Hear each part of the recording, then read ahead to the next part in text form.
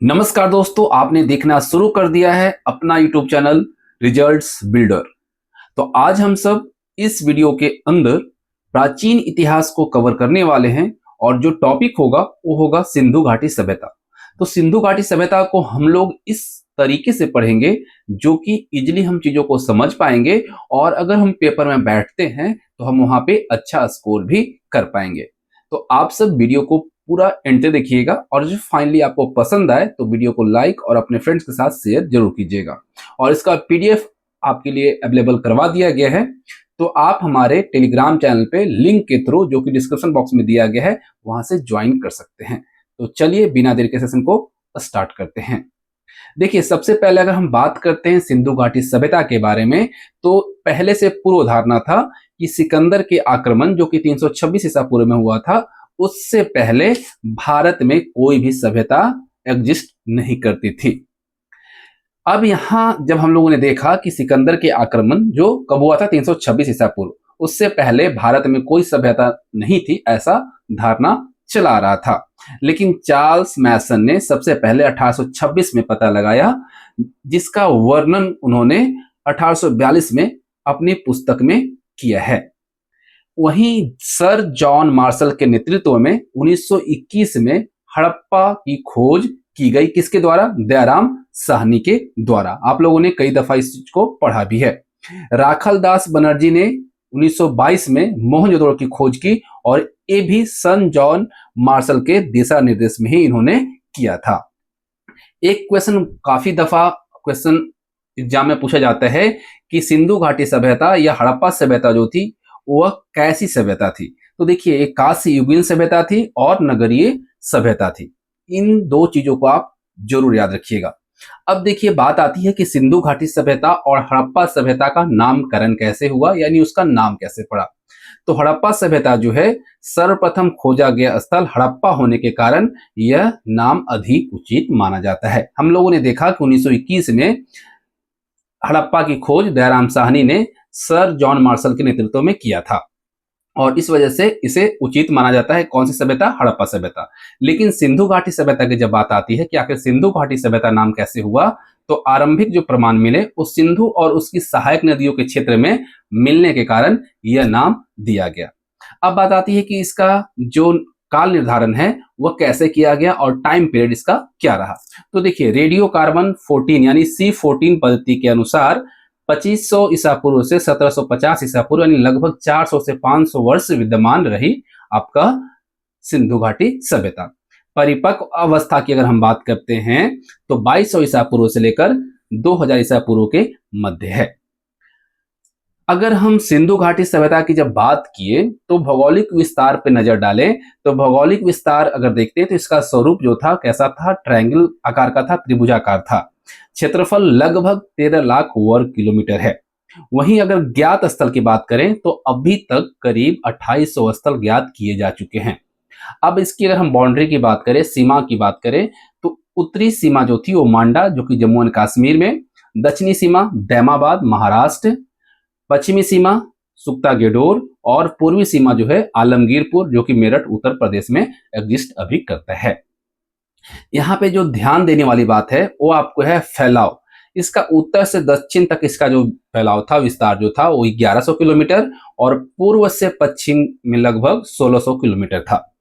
विस्तारित क्षेत्र की अगर हम बात करें कहां कहां तक ये फैला हुआ था, तो भारत, पाकिस्तान और अफगानिस्तान के कुछ क्षेत्र में फैला हुआ था। तो आप कमेंट करके बताइएगा कि भारत के उत्तर से दक्षिण और पूर्व से पश्चिम लंबाई और चौड़ाई कितनी है। इसके बाद आता है नगर योजना। हम लोगों ने देखा कि सभ्यता जो थी वो नगरीय सभ्यता थी। तो अगर यहाँ पे हम नगर योजना की बात करें तो इसकी विशेषता क्या थी? पर्यावरण के अनुकूल अद्भुत नगर नियोजन और साथ ही साथ जल निकास प्रणाली यहाँ पे देखने को मिली है। सड़कों की बात करें तो एक दूसरे को समकोण यानी राइट एंगल पर काटती थी। नगर विभाजन, यहाँ पे लगभग सभी नगर जो थी वो दो भागों में विभक्त थे। ऊंचे दुर्ग की बात करते हैं तो इस दुर्ग में क्या होता था? शासक वर्ग निवास किया करता था। वही आवास क्षेत्र जो था, जो कि अपेक्षाकृत बड़े हुआ करते थे, यहाँ पर सामान्य नागरिक, व्यापारी, शिल्पकार, कारीगर और श्रमिक रहा करते थे। यहां से अगर हमें जानकारी मिली इतनी, तो आगे बात आती है कि यहाँ पे कौन कौन सी प्रजातियां निवास किया करती थी, जो कि हमें यहाँ से ज्ञात हो जाएगा। देखिए, प्रजातियों की अगर बात करें, उत्खनन से प्राप्त जो मानव कंकाल हैं, उसके परीक्षण से 4 प्रजातियों का पता चला है। वहां पे अगर हम देखें तो सबसे ज्यादा जो हमें प्राप्त हुआ है वो कहां से हुआ है? मोहनजोदड़ो से हुआ है। यहाँ पे 4 प्रजातियों पे गौर करें तो पहला है भूमध्य सागरीय, दूसरा है प्रोटोअस्ट्रोलॉयड, तीसरा है अल्पाइन और चौथा है मंगलोइड। इससे आपके टीजीटी और पीजीटी वाले हिस्ट्री में क्वेश्चंस पूछे जा चुके हैं। लेकिन सबसे अधिक लोग या अधिक प्रजाति जो हुआ करते थे वो थे भूमध्य सागरीय। तो यहाँ पे आप इसे जरूर याद रखिएगा। देखिए, सिंधु घाटी सभ्यता में जल निकास की हम बात करें तो यहाँ पे उत्कृष्ट प्रणाली थी। घरों का पानी जो हुआ करती थी वो ढकी हुई मुख्य नालियों में गिरा करती थी। ईंटें जो थी सामान्यतः पकी हुई ईंटों का यहाँ पे प्रयोग किया गया है। अगर मानक अनुपात की बात करें तो 4:2:1 यानी लंबाई चौड़ाई मोटाई जो है इस अनुपात में हुआ करती थी। यहाँ पे एक अपवाद है, कालीबंगा जो है वहां पे कच्ची ईंटें और चनोदरों में वक्राकार ईंटें इस्तेमाल हुआ करती थी। तो ये अपवाद में है, इसे आप याद रखिएगा। घर में आंगन, रसोई घर, स्नानागार ये आवश्यक हुआ करते थे, जो कि अभी भी हमारे यहाँ हुआ करते हैं। अधिकांश घरों में कुआं के अवशेष मिले हैं। देखिए, दरवाजे और खिड़कियां हुआ करती थी जो वो मुख्य सड़क पर न खुलकर क्या होती थी? गलियों में खुलती थी। लेकिन यहाँ पे भी एक अपवाद है, लोथल के दरवाजे मुख्य सड़क पर खुला करते थे। ठीक है, सभी के दरवाजे जो है मुख्य सड़क पर न खुलकर गलियों में खुला करती थी, लेकिन लोथल के दरवाजे जो है मुख्य सड़क पर खुला करते थे। और रक्षा के लिहाज से नगरों के चारों ओर किलेबंदी, जिसे हम प्राचीर कहते हैं, वो की गई थी। अब हम बात करते हैं सिंधु घाटी सभ्यता के प्रमुख स्थल। इससे हमारे एग्जाम में पेपर में क्वेश्चंस बनते हैं और इसके बाद हम PYQ भी लगाएंगे। ठीक है, तो हड़प्पा, सबसे पहले बात आती है हड़प्पा। हम लोगों ने पहले ही देखा इंट्रो में ही कि हड़प्पा की जो खोज है कब हुई थी? 1921 यानी 1921 में हुई थी। और ये वर्तमान में पाकिस्तान के पंजाब प्रांत में मोंटगोमरी जिला में स्थित है। अगर आपसे पूछ लिया जाए नदी तट यानी कौन से नदी के तट पर स्थित है हड़प्पा, तो रावी नदी के बाएं तट पर स्थित था। इसकी खोज किसने की? दयाराम साहनी ने। ठीक है, अब देखिए यहाँ पे एक और चीजें आती हैं कि स्टुअर्ट पिगट, इनके द्वारा जो उपनाम दिया गया वो दिया गया अर्ध औद्योगिक नगर। इन्होंने ऐसा क्यों कहा? क्योंकि निवासियों का बड़ा भाग जो था व्यापार, तकनीकी उत्पाद और धर्म में क्या था? बिजी था, संलग्न था। मोहनजोदड़ो के साथ मिलकर इसे एक विस्तृत साम्राज्य की जुड़वा राजधानी कहा गया। ठीक है, हड़प्पा जो था, हड़प्पा और मोहनजोदड़ो के साथ मिलाकर इसे एक विस्तृत साम्राज्य की जुड़वा राजधानी भी कहा गया। अब देखिए, नगर संरचना की अगर हम बात करें तो सुरक्षा के लिहाज से नगर की रक्षा के लिए पश्चिम की ओर एक दुर्ग का निर्माण किया गया था। अगर हम दुर्ग की माप की बात करें तो उत्तर से दक्षिण में इसकी 415 मीटर लंबाई थी और पूर्व से पश्चिम 195 मीटर चौड़ाई थी। टीले का नामकरण कैसे हुआ? तो जिस टीले पर यह दुर्ग बना है उसे व्हीलर ने माउंट एबी क्या दिया है? संज्ञा, माउंट एबी की संज्ञा दी है। अब देखिए, यहाँ पे एक और चीज याद रखिएगा, कांसे का निर्माण जो होता था हड़प्पे वासी के द्वारा किया जाता था, तो क्या करते थे? कॉपर यानी कि तांबा और टीन को मिलाकर क्या करते थे? ब्रॉन्ज यानी कांसे का निर्माण किया करते थे। और इनके पास एक और कला थी, मूर्ति कला। मोहनजोदड़ो से कांसे की एक नर्तकी यानी डांसिंग गर्ल की मूर्ति पाई गई है, ये इंपॉर्टेंट है।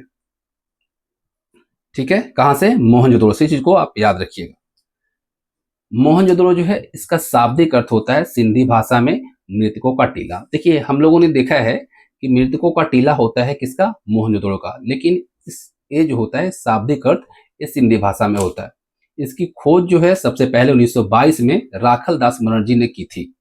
अगर इसकी वर्तमान स्थिति देखी जाए यानी अभी कहां पर स्थित है, तो ये भी पाकिस्तान में है, सिंध प्रांत में, और ये लरकाना जिले में स्थित है। कौन सी नदी के तट पर? तो सिंधु नदी के तट पर स्थित है। अब देखिए, मोहनजोदड़ो में अगर हम बात कर रहे हैं तो शासन और संरचना की बात करें तो शासन व्यवस्था जो थी वो कैसी थी? जनतंत्रात्मक थी, ना कि राजतंत्रात्मक। ठीक है, सबसे महत्वपूर्ण सार्वजनिक स्थल जो था वो कौन सा था? बृहद स्नानागार। ये आपका मोस्ट इंपॉर्टेंट क्वेश्चन है, कई दफा नहीं बल्कि मल्टीपल टाइम पूछे गए हैं कि सबसे महत्वपूर्ण सार्वजनिक स्थल, तो बृहद स्नानागार। इसके केंद्रीय खुले प्रांगण के बीच जल कुंड या जलाशय बना है। अन्नागार अगर हम देखें तो अन्नागार जो है वो सिंधु सभ्यता की सबसे बड़ी इमारत है। ठीक है, सबसे बड़ी इमारत कौन सी है? तो अन्नागार है। और कांसे की नर्तकी की मूर्ति जो है किस चीज की बनी थी? लॉस्ट वैक्स मेथड से बनी थी, लॉस्ट वैक्स मेथड से बनाई गई थी। अब आता है चन्हुद्रो। देखिए चन्हुद्रो जो है सिंध प्रांत यानी पाकिस्तान में मोहनजोदड़ो से लगभग 130 किलोमीटर दक्षिण पूर्व में स्थित है। इसके खोज करता है एन गोपाल मजुमदार। और कब किया था इन्होंने? 1934 में। इसका उत्खनन जो है अर्नेस्ट मैके 1935 ईस्वी में इनके द्वारा करवाया गया था। ठीक है, अर्नेस्ट मैके ने इसका उत्खनन करवाया था। कब? 1935 में। दुर्ग, देखिए यहाँ पे आपको मैं बताऊं कि विशिष्ट साक्ष्य और संरचना यानी कि चन्हुद्रो से क्या क्या प्राप्त हुआ। तो यहाँ पे ईंटें मिली हैं। ये एकमात्र पूरा स्थल है जहां से वक्राकार यानी कर्व्ड ईंटें मिली हैं। अगर आपसे पूछ लिया जाए कि वक्राकार यानी कर्व्ड ईंटें सिंधु घाटी सभ्यता में कहां से मिली है, तो ये मिला है चन्हुद्रो से। सुरक्षा के लिहाज से अगर देखें तो यहाँ किसी दुर्ग का अस्तित्व नहीं मिला है, यानी यह अदुर्गीकृत नगर था। संस्कृति की बात करें तो यहाँ से पूर्वोत्तर हड़प्पाकालीन संस्कृति झुक्कर झांगर के अवशेष भी प्राप्त हुए हैं। देखिए यहाँ दुर्ग की अगर हम बात करें तो आप देख सकते हैं दुर्ग वह सुदृढ़ रचना होती है जिसे किसी नगर, राज्य या सेना की सुरक्षा के लिए बनाया जाता है। यानी कि क्या होता है, मान लीजिए किला है तो इसके चारों तरफ या तो पानी या तो ऊंचे ऊंचे दीवार जो बनाए जाते हैं इसे हम दुर्ग कहते हैं। इसमें ऊंची दीवारें, प्राचीर, बुर्ज, दरवाजे और कभी कभी खाई यानी मोट भी होती हैं। अब हम यहाँ पे देखें अगर आर्थिक महत्व, तो चन्हुद्रो का एक प्रमुख औद्योगिक केंद्र था। चन्हुद्रो क्या था? एक प्रमुख औद्योगिक केंद्र था। निम्न कार्य यहाँ पे होते थे, यानी कि कौन कौन से कार्य होते थे? तो मणिकारी, मनके बनाना, मुहर बनाना, भार माप के बटखारे बनाना। और अगर यहाँ पे देखा जाए कारखाने के साक्ष्य तो अर्नेस्ट मैके ने यहाँ से मनका बनाने का कारखाना और भट्टी की खोज की है। अगर आपसे पूछ लिया जाए कि चन्हुद्रो से मनके बनाने की कारखाना जो है किसके द्वारा खोजा गया, तो अर्नेस्ट मैके ने खोजा। उसके बाद आता है आपका लोथल। लोथल की स्थिति अगर देखें तो ये हमारे देश में ही है, गुजरात जो कि राज्य है, वहां के अहमदाबाद जिले में सरगवाला ग्राम के समीप स्थित है। किस नदी के तट पर? भोगवा नदी के तट पर। इसके खोजकर्ता की बात करें तो सबसे पहले डॉक्टर एस.आर. राव ने 1955 ईस्वी में की थी। देखिए इसकी विशेषताएं और महत्व की बात करें तो आर्थिक केंद्र पर नजर डालें तो यह स्थल एक प्रमुख बंदरगाह यानी पोर्ट था। ठीक है, लोथल क्या था? हम लोगों ने पढ़ा है एक बंदरगाह था और एक पश्चिमी एशिया से व्यापार का एक महत्वपूर्ण केंद्र था। अगर आपसे पूछ लिया जाए कि लोथल जो प्रमुख बंदरगाह हुआ करती थी सिंधु घाटी सभ्यता में, वह कौन से क्षेत्र से व्यापार करती थी, तो यह पश्चिमी एशिया से व्यापार के लिए महत्वपूर्ण केंद्र था। और यहाँ पे क्या था, घरों के दरवाजे और खिड़कियां मुख्य द्वार की ओर खुलती थी। ये सामान्य सिंधु नगर योजना का अपवाद था क्योंकि सभी क्या होते थे, गलियों में खुला करती थी। गुजराती में लोथल यानी लोथ और थाल का एक संयोजन है जिसका अर्थ होता है मृतकों का टीला। देखिए हम लोगों ने वहां पे देखा, आपने गौर किया होगा, तो मोहनजोदड़ो का भी अर्थ होता है मृतकों का टीला, लेकिन वो किस में होता है, वो होता है सिंधु में। ठीक है, लेकिन सिंध भाषा में, सिंधु नहीं बल्कि सिंध भाषा में। लेकिन यहाँ पे गुजराती में लोथल का यानी लोथ और थाल का एक संयोजन है जिसका भी अर्थ होता है मृतकों का टीला। दोनों चीजों को आप याद रखेंगे। नगर संरचना की बात करें तो लोथल में नगर को दो भागों में नहीं बांटा गया था, जो कि सामान्य सिंधु घाटी सभ्यता की ये विशेषता थी। सभी को कितने नगरों में बांटा गया था? दो नगरों में, दो भागों में। लेकिन यहाँ पे ऐसा नहीं किया गया। पूरे नगर को एक ही रक्षा प्राचीर यानी वाल से दुर्गीकृत फोर्टिफाइड किया गया था। ठीक है, याद रहेगा, ये पूरे नगर को एक ही रक्षा प्राचीर से दुर्गीकृत किया गया था, जो कि क्या था, और में क्या होता था, दो भागों में बांटा गया था, लेकिन इसमें नहीं किया गया था। अब आता है राखी गढ़ी। राखी गढ़ी जो है इसकी स्थिति देखें तो हरियाणा के हिसार जिले में है। नदी तट अगर हम देखें तो कौन सा नदी तट है, घग्गर नदी के तट के पास। लगभग 350 हेक्टेयर, जो इसे अब तक का सबसे बड़ा हड़प्पा स्थल बनाता है, इसके क्षेत्रफल है। खोजकर्ता की हम बात करें तो राखी गढ़ी स्थल की पहचान 1963 में भारतीय पुरातत्व सर्वेक्षण द्वारा किया गया था और अमरेंद्र नाथ के नेतृत्व में राखी गढ़ी में खुदाई की गई थी, जो कब किया गया था, 1997 से 1999 के बीच। देखिए यहाँ से हमें जो प्राप्त हुए हैं, यहाँ से अन्नागार और रक्षा प्राचीर प्राप्त हुए हैं, इसके साक्ष्य मिले हैं। यहाँ पे गेहूं, जौ, तिल और चावल के भी प्रमाण मिले हैं। तांबे और कांसे के औजार मिले हैं। मिट्टी और धातु से बनी मूर्तियां, बैल और रथों के मॉडल भी यहाँ से हमें प्राप्त हुए हैं। देखिए राखी गढ़ी जो है हरियाणा में पुरातात्विक स्रोतों से प्राचीन डीएनए के अध्ययन से पता चलता है कि हड़प्पावासी का अनुवांशिक मूल जो है 10,000 ईसा पूर्व तक रहा है। ये मोस्ट इंपॉर्टेंट है। अब देखिए महत्व की अगर हम बात करें तो विरासत सूची में इसको शामिल किया गया। कब किया गया? मई 2012 में। ग्लोबल हेरिटेज फंड ने इसे एशिया के उन 10 विरासत स्थलों की सूची में शामिल किया है जिनके नष्ट हो जाने का खतरा है। अब इसके बाद बात आती है कालीबंगा।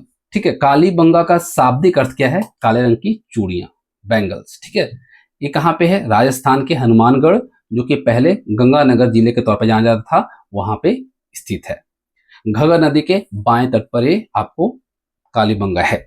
खोजकर्ता की अगर हम बात करें तो अमलानंद घोष द्वारा 1951 में इसकी खोज की गई और 1961 में बीबी लाल और बीके थापर के निर्देशन में व्यापक इसकी खुदाई की गई।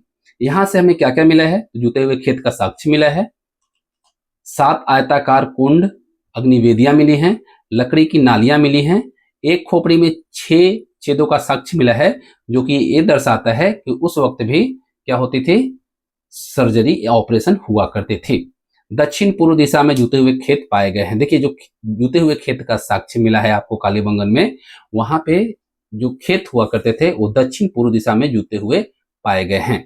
और ईंट जो है वो धूप में सुखाई गई थी, ना कि भट्टों में पकाई गई थी। याद रखिएगा, यहाँ से जो ईंट प्राप्त हुआ है उसे धूप में सुखाया हुआ पाया गया है, ना कि भट्टों में उसको पकाया गया है। अब देखिए यहाँ से चीजें और आपको कुछ याद रखने की जरूरत है कि यहाँ ये जो नाम है ये काली रंग की मिट्टी की चूड़ियों के कारण इसको दिया गया है। यहाँ पे शवों के अंतिम संस्कार हेतु 3 विधियों के प्रमाण यहाँ से हमें प्राप्त हुए हैं। पहला था पूर्ण समाधिकरण, यानी शव को पूरी तरीके से दफनाना। आंशिक समाधिकरण, यानी शव को कुछ समय के लिए पशु पक्षियों के लिए छोड़ना, फिर शेष को दफनाना। और एक यहाँ पे पद्धति जो मिला है विधि, वो था दाह संस्कार, यानी कि शव को जलाना। ठीक है, तो आप चाहें तो इसका स्क्रीनशॉट भी ले सकते हैं। वैसे आपको पीडीएफ जो है मिल जाएगा, डिस्क्रिप्शन बॉक्स में लिंक है। अब देखिए अगला आता है आपका बनावली। बनावली जो है हरियाणा के फतेहाबाद जिले में स्थित पुरास्थल है और एक घग्गर नदी के सहायक जो नदी है रंगोई, उसके तट पर बसा हुआ स्थल है। आर.एस. बिष्ट ने 1973 में इसकी खोज की थी और अगर इसका काल क्रम पे हम देखें तो पूर्व हड़प्पाई प्लस परिपक्व हड़प्पाई दोनों हुआ करती है। ठीक है, अब यहाँ पे देखिए कौन कौन सी चीजें हम यहाँ से मिली हैं। तो संस्कृति के तौर पे देखें तो कालीबंगा की तरह यहाँ से हड़प्पा पूर्व और हड़प्पा कालीन दोनों संस्कृतियों के अवशेष मिले हैं। जल निकास पे नजर डालें तो नगर में जल निकास का प्रणाली का अभाव था। यहाँ से मिट्टी का बना हल मिला है और बनावली से अधिक मात्रा में क्या मिला है? जौ मिला है। ठीक, बनावली का नगर नियोजन मोहनजोदड़ो के समान था, लेकिन घरों का ढांचा कैसा था? कालीबंगन जैसा था। अन्य स्थल जहां से हमें अग्निवेदिकाएं मिली हैं वह लोथल, आमरी, कालीबंगा, नागेश्वर, राखी गढ़ी और बनावली। इस चीज को भी आप याद रखिएगा। देखिए यहां से एक चीज और प्राप्त हुआ है, एक जोहरी के घर से सोने, लाजवर्द और कार्लिनियन यानी लाल पत्थर के मनके मिले हैं। ये आप याद रखिएगा, मोस्ट इंपॉर्टेंट है। अब आप बात करते हैं धौलावीरा का। धौलावीरा यानी कि इसका शाब्दिक अर्थ जो है वो है क्या? सफेद कुआं। यानी कि धौला का अर्थ होता है सफेद और वीरा का अर्थ होता है कुआं, यानी कि सफेद कुआं। ये गुजरात के कच्छ जिले के भचाऊ तालुका में स्थित है। इसके खोजकर्ता जेपी जोशी हैं, जो कि 1967 में इसकी खोज की थी। और इसका व्यापक खनन 1990-91 में रविंद्र विष्ट यानी RS विष्ट के द्वारा की गई थी। यहां से हमें कौन कौन से साक्ष्य मिले हैं? तो पत्थरों पर पॉलिश करने के साक्ष्य प्राप्त हुए हैं। सुनामी का प्राचीनतम साक्ष्य जो है हमें धौलावीरा से ही प्राप्त हुआ है। हड़प्पा सभ्यता का एकमात्र स्टेडियम जो है वो कहां से मिला? धौलावीरा से। 10 बड़े चिन्हों वाला सिंधु शिलालेख भी आपको धौलावीरा से ही मिला है। और अन्य स्थलों की तरह ईंट नहीं बल्कि यहाँ पर पत्थरों और जिप्समों का प्रयोग किया गया है। ठीक है, अन्य स्थल में जो ईंट का प्रयोग होता था वो यहाँ पे ना होकर पत्थर और जिप्सम का प्रयोग किया गया है। अगर विशेषता पे हम गौर करें तो उन्नत जल संचयन प्रणाली यानी कि बांध, जलाशय और नहरें यहाँ से देखने को मिली हैं। इसे वर्ष 2021 में यूनेस्को विश्व धरोहर स्थल घोषित किया गया है। आपसे अगर पूछ लिया जाए कि धौलावीरा को यूनेस्को के द्वारा विश्व धरोहर स्थल में कब घोषित किया गया या कब शामिल किया गया, तो 2021 में। धौलावीरा की सबसे बड़ी विशेषता यह थी कि यहाँ की जो नगर थी वो 3 भागों में विभाजित थी। कैसा? 3 भागों में। और हम लोगों ने देखा जनरली कितने भागों में होती थी? 2। पहला था दुर्ग भाग जो कि ऊपरी वर्ग का क्षेत्र था। दूसरा था मध्यम नगर जो कि प्रशासनिक अधिकारियों का क्षेत्र था। और तीसरा था निचला नगर जो कि आम जनता का निवास क्षेत्र हुआ करता था। और ये 3 भागों में विभाजित एकमात्र हड़प्पाई नगर था। अन्य जो है हम लोगों ने पहले ही देखा सामान्यतः 2 भागों में बटे हुआ करते थे। अब बात करते हैं हड़प्पाई लिपि की। हम लोगों ने जो देखा उसके बाद हड़प्पा की लिपि के बारे में अगर बात करें तो लिपि में लगभग 64 मूल चिन्ह थे। कितने? 64। और ये जो चिन्ह थे मुख्य रूप से सेलखड़ी की आयताकार मोहरे, तांबे की गुटिकाएं आदि पर मिलते हैं। सबसे ज्यादा जो चित्र हैं यू आकार तथा मछली के प्राप्त हुए हैं। सबसे ज्यादा चित्र हैं वो यू आकार के ऐसे और मछली के आकार के प्राप्त हुए हैं। अगर यहाँ एक चीज आपने गौर किया होगा, यहाँ लिपि की बात है। लिपि कैसी है? चित्रात्मक है। तो चित्रात्मक लिपि जो थी इसको हम लोग क्या कहते हैं? पिक्टोग्राफ कहते हैं। जो लिपि चित्रात्मक है उसको हम क्या कहते हैं? पिक्टोग्राफ कहते हैं। इसे आप नोट कर लेंगे। वर्तमान अगर स्थिति देखें इस लिपि के बारे में तो इस लिपि को अभी तक पढ़ा नहीं जा सका है कि क्या लिखा है। ठीक है, लेखन शैली और स्थिति की हम बात करें तो ये लिपि दाईं से बाईं ओर लिखी जाती थी। कैसे? दाईं से बाईं ओर। और इस लेखन पद्धति को क्या कहा गया है? बुस्ट्रोफेडन कहा गया है। क्या कहा गया है? बुस्ट्रोफेडन कहा गया है। देखिए यहाँ पे इंपॉर्टेंट पॉइंट है, इसे आप नोट कर लेंगे। सबसे पुराना नमूना 1853 ईस्वी में मिला था और पूरी लिपि प्रकाश में कब आया? 1923 ईस्वी तक आ गई थी। ठीक है, 1923 तक। सामाजिक संरचना और वर्ग। समाज की इकाई जो थी परंपरागत तौर पर क्या थी? परिवार हुआ करती थी। प्रकृति की बात करें तो मातृसत्तात्मक था जो कि मातृ देवी की पूजा और मोहरों पर अंकित चित्रों से यही हमें ज्ञात होता है। समाज में कौन कौन से वर्ग मौजूद थे? तो विद्वान जिसे हम पुरोहित के तौर पर भी जानते हैं, योद्धा, व्यापारी और श्रमिक। ठीक है, देखिए आर्थिक स्थिति की बात करें तो आवासों की संरचना समाज की आर्थिक विषमता यानी इकोनॉमिक इनइक्वालिटी को दर्शाती है।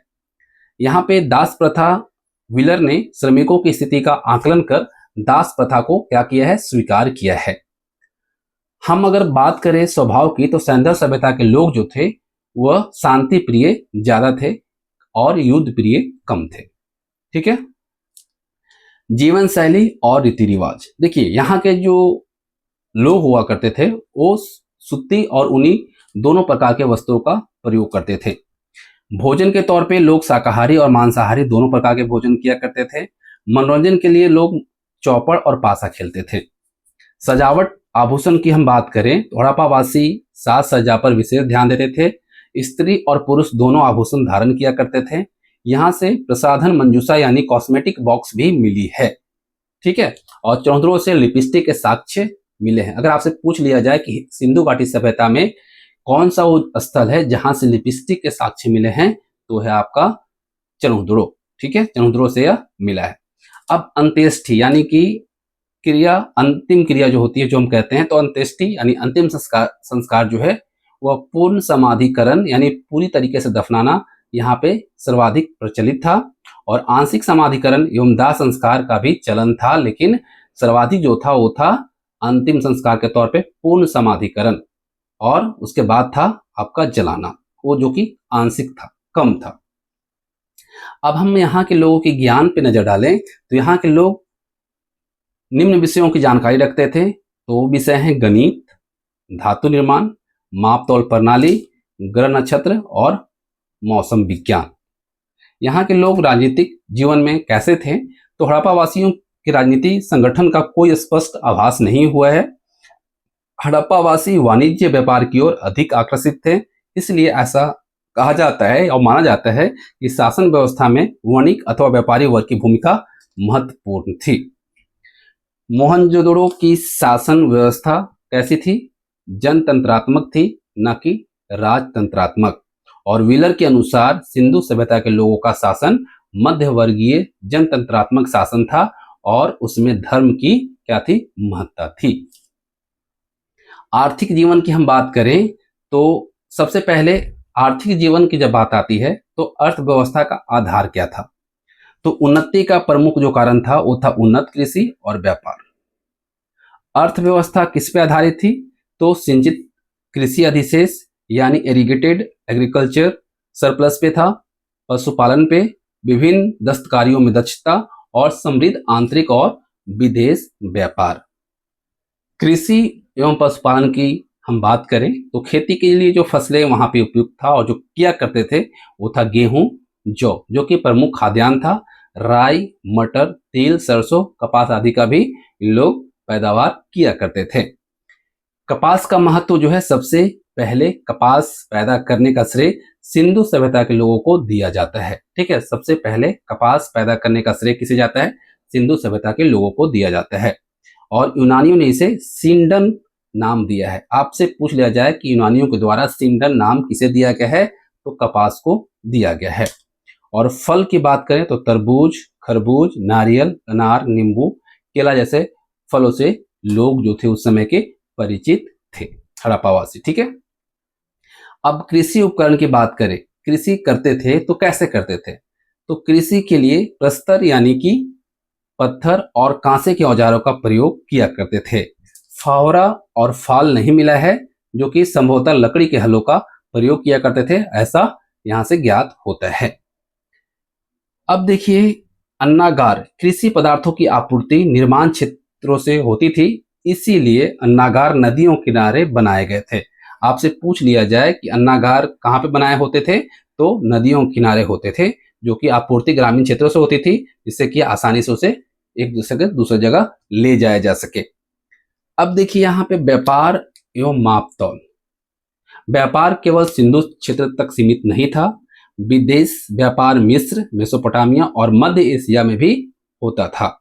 प्रमुख बंदरगाह हम लोगों ने देखा लोथल, रंगपुर, सुरकोटदा और प्रभास पाटन थे। माप की दशमलव प्रणाली का प्रयोग किया गया, माप में दशमलव प्रणाली का प्रयोग हुआ और माप तौल की जो इकाई थी वो 16 के गुणक में होती थी। पशुपालन, कृषि कार्य, व्यापार और परिवहन में पशुओं के महत्व भूमिका होती थी। कुबड़ वाले बैल, भेड़, बकरी, हाथी, भैंस, गाय, गधे, सुअर और कुत्ते यहाँ पे पशु हुआ करते थे। विशेष तथ्य के तौर पे आप याद रखिएगा, गुजरात के जो निवासी होते थे वो हाथी पालते थे। क्या पालते थे? हाथी। धार्मिक जीवन, देखिए पूजा के स्वरूप और देवता, ईश्वर की पूजा जो होती थी उसमें मानव, वृक्ष और पशु तीनों के रूप में की जाती थी। प्रमुख देवता और देवी की बात करें तो मातृदेवी यानी उर्वरता की देवी मातृदेवी को माना जाता था।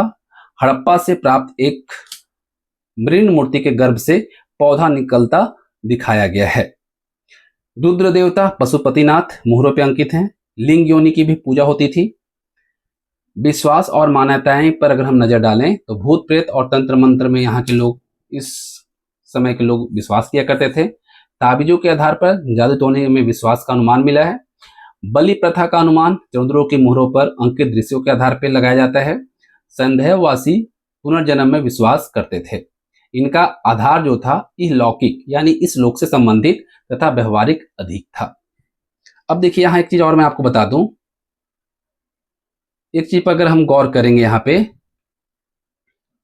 तो विशाल स्नानागार का प्रयोग संभवतः धार्मिक अनुष्ठान और सूर्य पूजा में होता होगा।